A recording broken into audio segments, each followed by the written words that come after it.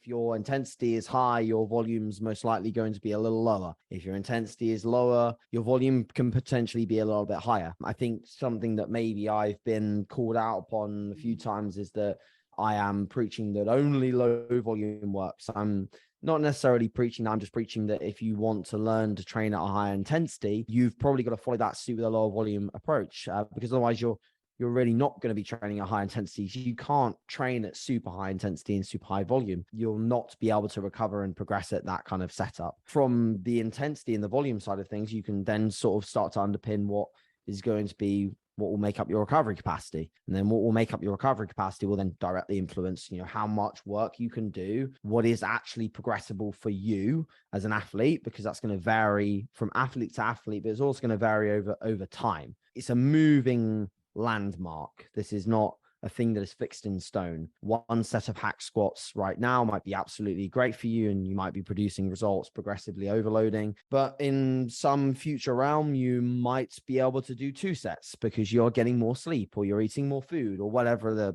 the approach that you're taking is to improve recovery capacity. Namely, I think one of these things that I think I see a lot of athletes that come under my wing is the first thing I would do is have volume set at a pretty standardized sort of relatively low baseline, maybe lower than what they've been doing. And we'll go for a round of each session with execution clips, and we'll find and pinpoint areas in which that athlete can improve. If execution clips come across to me, and often there are things we can improve, I will hold volume at that setup until we get to a point where everything looks picture perfect. Strength is rising. And when I say picture perfect, I don't mean form is looking like something out of an exercise library. I mean that form is adequate, it's safe, but there is effort and intent in the movement in every single exercise. What are you at now?